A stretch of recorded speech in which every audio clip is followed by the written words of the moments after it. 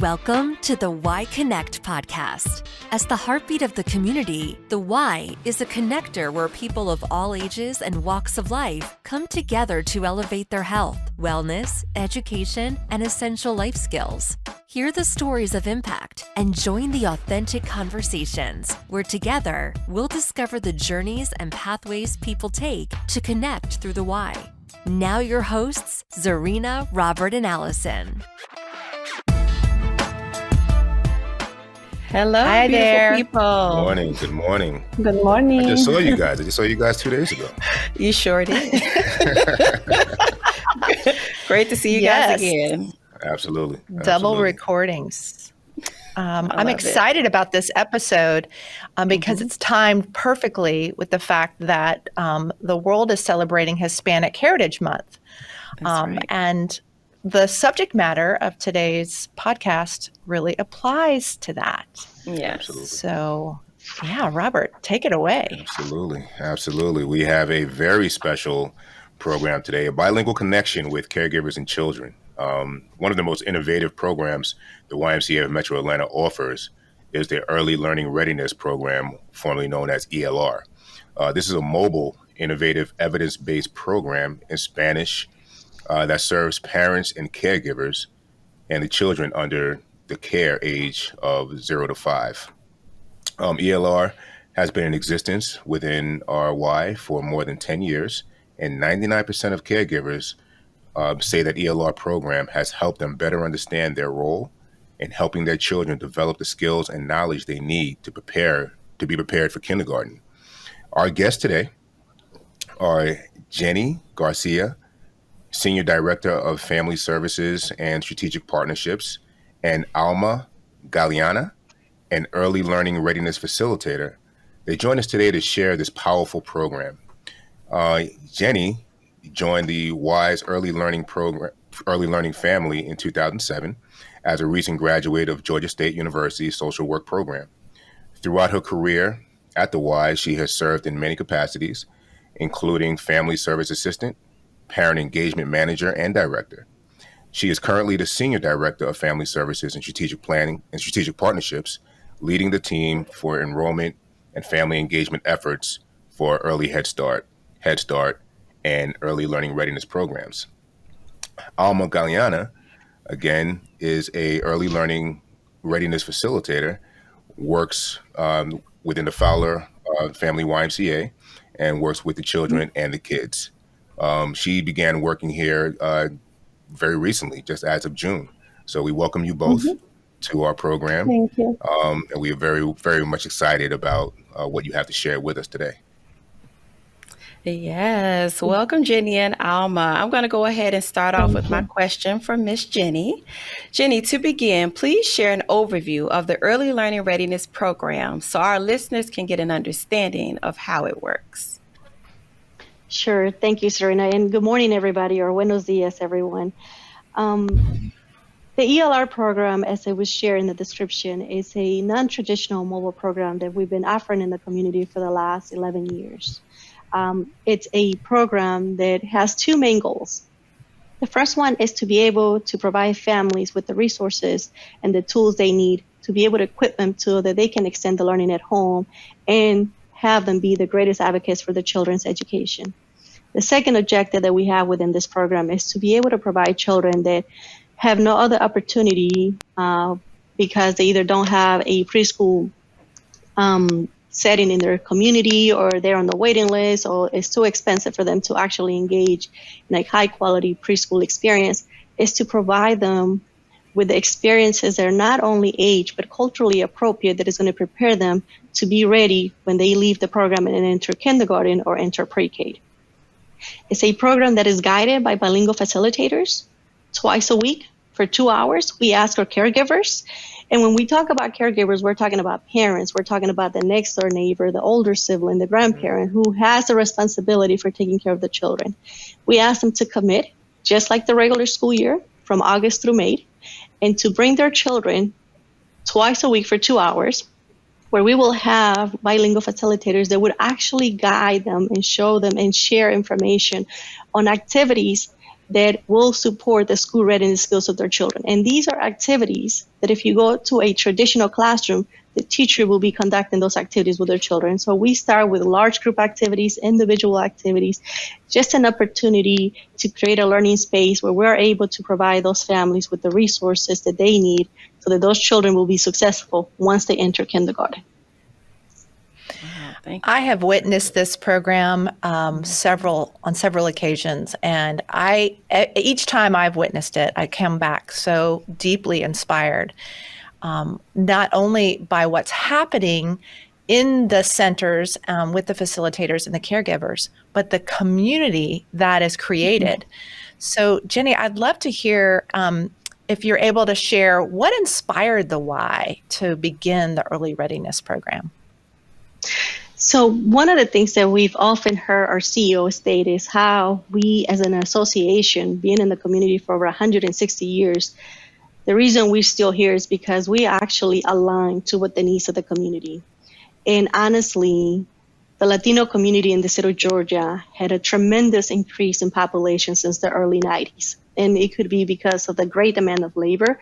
But one of the things that we saw, this was early in the 2000s, was that even though there was a large Latino population in the state of Georgia, we were not seeing the children in our early learning programs. So we started initially with getting those families to come to our early learning centers throughout Metro Atlanta. But then we realized that a lot of the communities did not have a YMCA early learning center where it was accessible to them. So we decided that as a way for us to still engage the Latino community and provide the services, instead of having them to come to our branches, we will go outside and serve those families because there was still a great need there and we still needed to get them ready for school.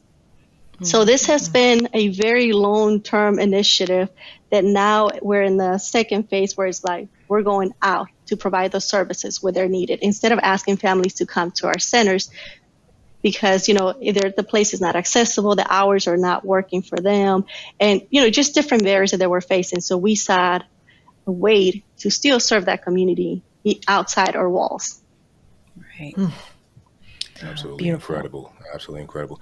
Jenny, if I could just piggyback that question before I ask Alma's question, you referenced culture in your earlier statements. How do you embrace the multitude of the cultures that you are working with the children in terms of educating them, giving them what they have at home, or just giving them the different aspects of their culture within their education?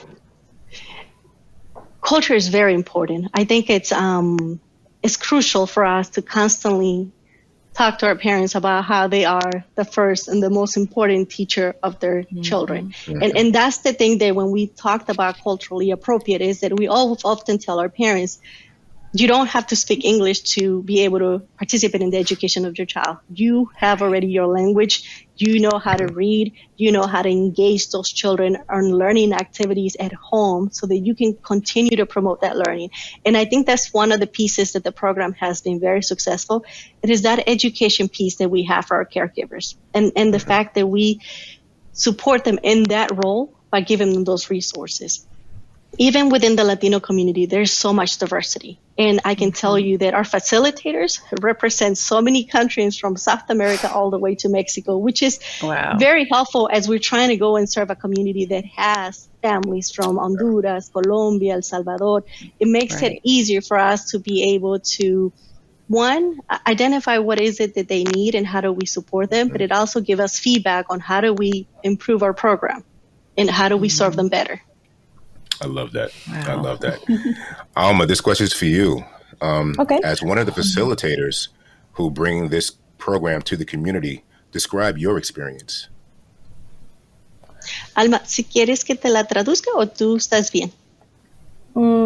Ok, si me la puede traducir, Miss Jenny, para mí está perfecto. Perfecto, sí.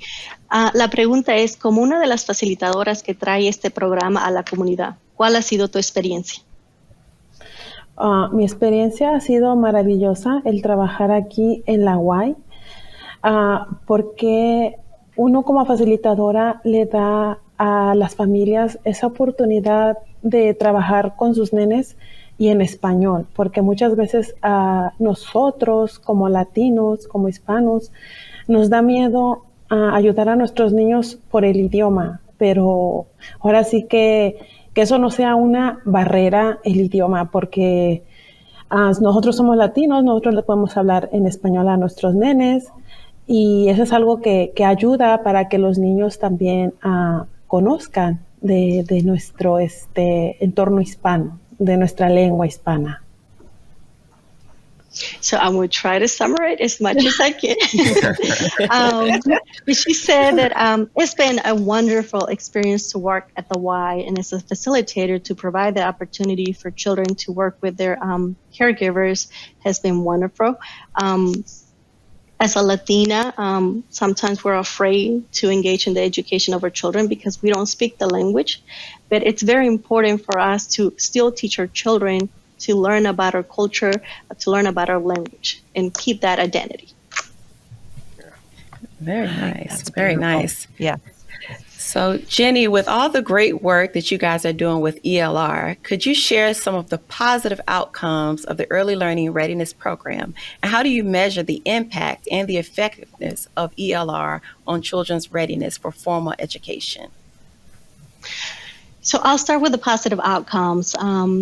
We just celebrated our 11th year, and I can tell you that one of the highlights that I always like to share is just the feedback that we get from our caregivers. It's just wonderful. We do have an end of the year survey that we ask all of our caregivers to complete, and every year the feedback is always very positive of how, and they are very specific about how the program has really made an impact, not just on their children's education, but on their learning as a caregiver. So that is always something that I love to share, because a lot of times, we talked about school readiness and we want our children to be successful, but we forget about the parent piece. That if the parents are literally the ones who are guiding this process for their children. So the fact that our parents are coming back every year and telling us, this has worked so well for me, and giving us examples of what they're not doing, or telling us, like, because of the program, I committed to doing 2 hours a week just to help my child. Something that in the past I never considered,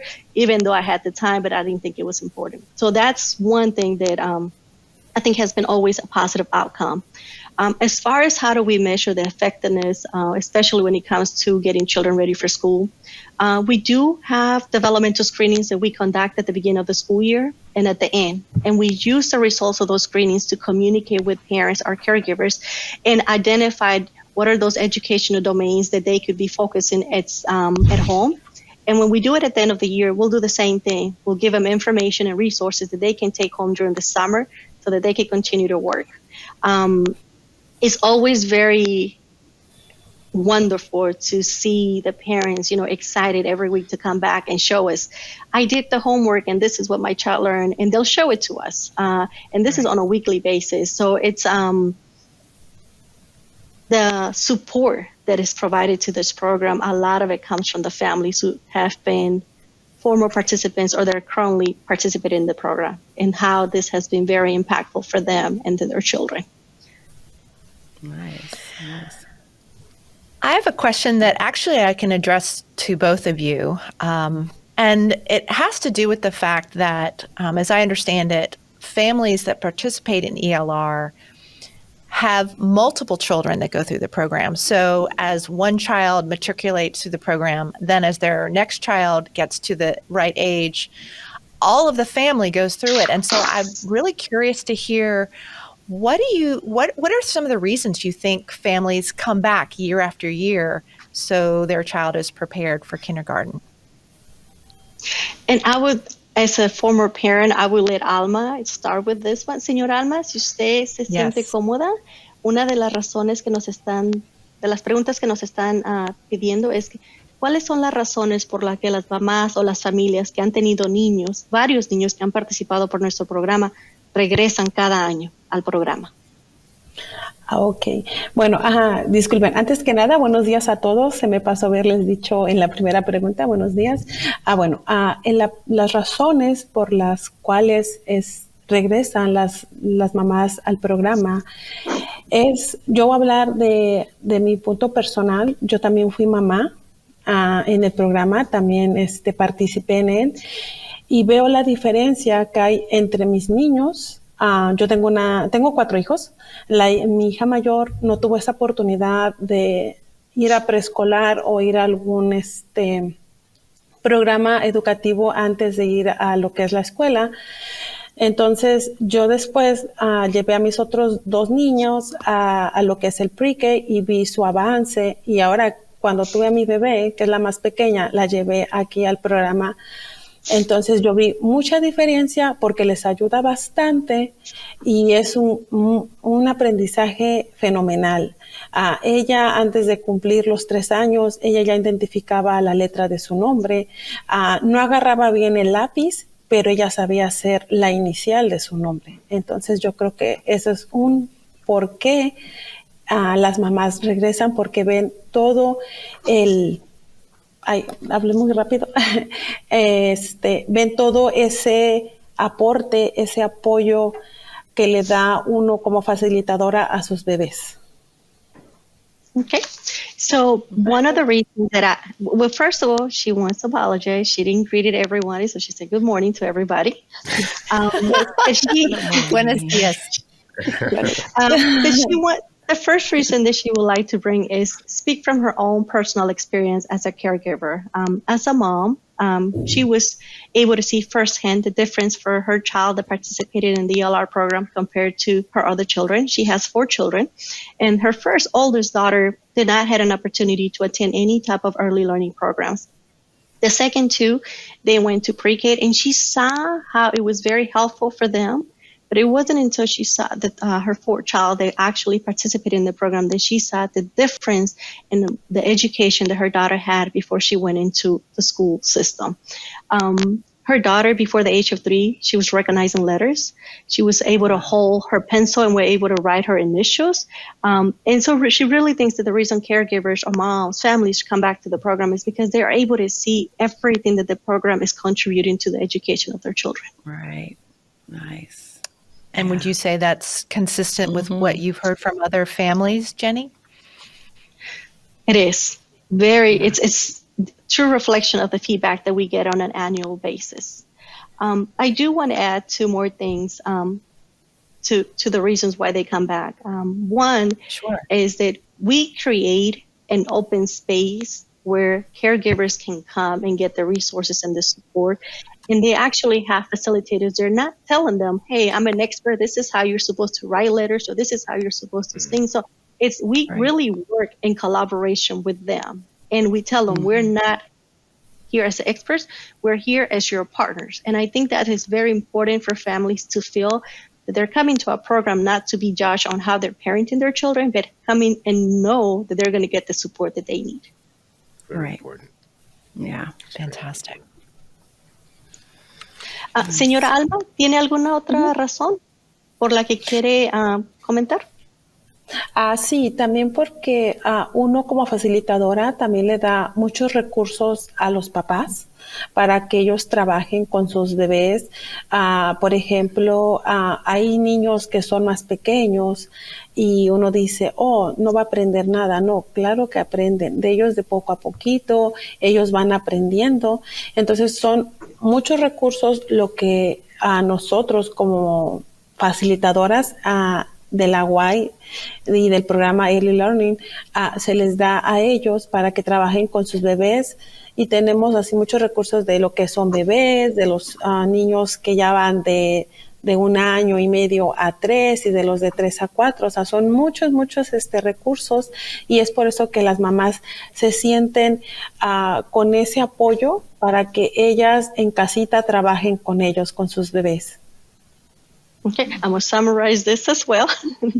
She mentioned, she shared some of the things that I've mentioned, and one of these the great number of resources that are provided to the families, especially when families might consider that my child is too young, he doesn't really need to learn, but just the fact that the facilitators are able to give them the information that is according to the developmental age of that child. That is, resources for children that are under the age of 3, resources for children between the ages of 3. But just the fact that they're coming and they're getting all this information to support them. Awesome. Outstanding. And Jenny, from a cost perspective, the ELR program is free for families. Can you tell us a little bit about the wise, generous corporate organizations that make this possible? Yes. So one of the things that we wanted to make sure is that there's not a financial burden for families to participate. So our program does depend on a lot of corporate donations. In the past, we had UPS, the Goiseta Foundation. We currently are getting funding from the Harlot Foundation. And of course, our annual campaign is also, it's a way to support this program so that we can continue to do this work in the community. Nice. Outstanding. So, Jenny, if a parent is listening right now and want to learn more about the Early Learning Readiness Program, how can they do that? So the best way to connect to our program is for them to call us at 678-728-1844. And I want to say this in Spanish, just in case we have any Spanish speakers out there.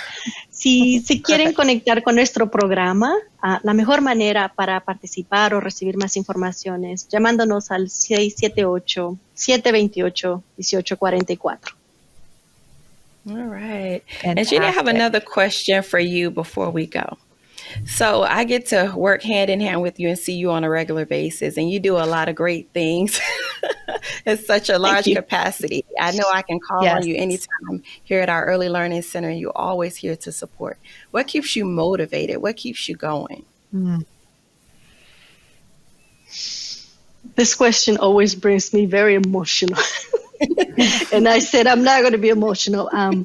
But I think it's the fact that I value education, and I feel that sometimes everybody does not have that privilege. So the fact that I did, and I can do something to help somebody else, that's pretty much what keeps me motivated. And to be able to serve every child, regardless if they're Latinos, they're Black, they're white, if there is a need and we can do something either as an association or as personal, I would do it. Thank you. Your passion is just deeply inspiring. And personally speaking, I've had the pleasure of working with Jenny on multiple projects as well. And you always go above and beyond, always. So thank you so much. We try. Thank you. I have our final question, and this is how we end every episode of our Y Connect podcast. We ask guests to tell us how they first got connected to the Y, their Y story, more or less. So that question is for both of you. Señora Alma, la última pregunta es si quieren saber cómo se conectó a la YMCA usted. Ok. Bueno, yo me conecté gracias a mi hermana.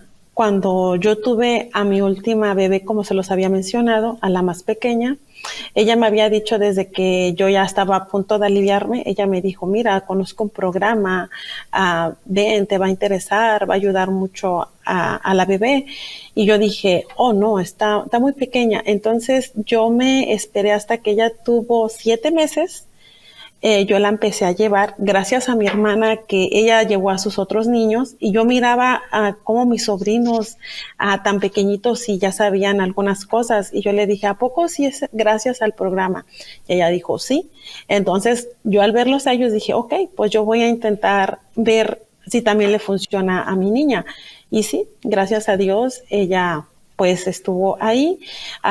Ella nació en el 2017, yo la empecé a llevar en agosto del 2018 y seguí todos esos años hasta el 2021, que ella se graduó, que ella cumplió la edad y entró a pre-K, y su maestra estaba tan sorprendida de eso, y dije, gracias a mi hermana que me recomendó el programa, y ahora estoy aquí trabajando para ellos, para el programa.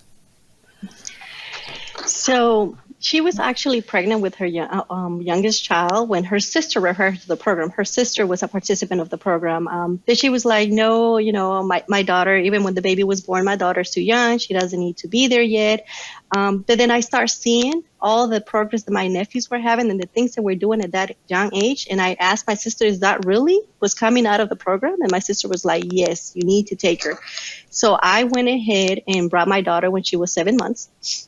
we stayed there until she was able to transition out of the program into pre-K. And when she started school, her teacher was very impressed with all the skills that she was bringing to class. And now I'm an employee of the Y. Magnificent. For me, it was, I had just graduated right out of college. I was actually looking for jobs, any jobs. As you know, when we recently graduated, we just are eager to work. A college professor sent me the link and said, hey, this might be of interest to you.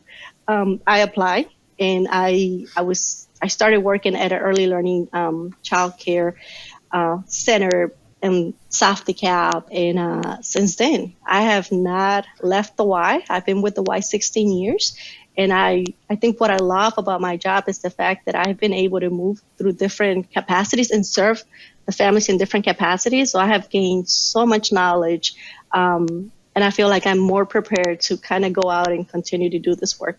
I'm still learning. There's still a lot to learn, but it's in progress. Awesome. Thank you. Yeah. Absolutely. Thank you both. I love it. This has been fantastic. It has. Have wanted to have the ELR program on this podcast since the beginning, and I so appreciate you both. We really are grateful for your time today, so we can share this story with our listeners and our followers. Thank you. Thank you for listening to the Y Podcast. To continue the conversation or to find your closest Y, please connect with us at ymcaatlanta.org and sign up for our newsletter, Healthy Together.